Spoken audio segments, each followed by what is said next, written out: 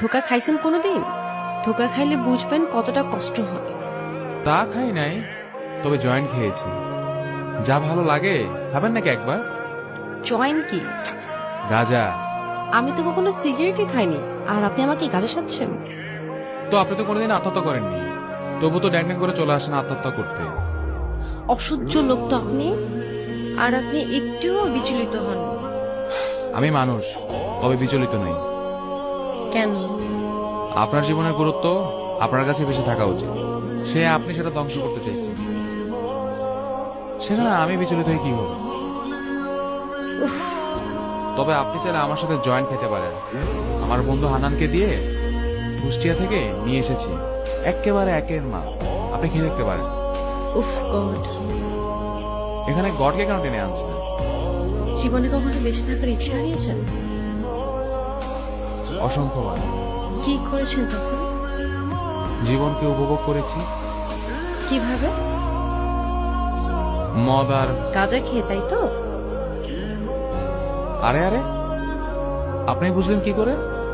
আপনি তো ভারী ট্যালেন্টেড মেয়ে। আপনি আগা ঘোড়ায় একজন মাদকাসক্ত। আর আপনি মরণাসক্ত। I have a reason at least. Not enough to die. কথা শুনে তো মনে হচ্ছে পড়াশোনা জানেন। তা জানি বই কি, দর্শন বিভাগ থেকে স্নাতকোত্তর। ক্যাম্পাসে তো খেতে পারেন, এই জঙ্গলে কেন আসছেন? আপনাকে ফলো করতে করতে। মানে? আপনার ফোন আর আইডি কার্ড কোথায়? আমার পকেটেই আছে। একটু চেক করে দেখুন তো। এ কি পাচ্ছি না তো। এগুলোই তো। হ্যাঁ। আপনার কাছে কি করে গেল? মুদি দোকানের ওখানে ফেলে এসেছেন। ডাক দেওয়ার আগে আপনি রিক্সা উঠে চলে এসেছেন। ফলো করতে করতে আমিও চলে এসেছি।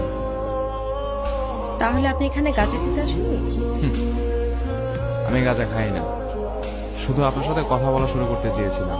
কেন? এত সুন্দর ফুটফুটে একটা মেয়ে এই জঙ্গলে কেন আসছে তা জানতে কার না ইচ্ছা করে।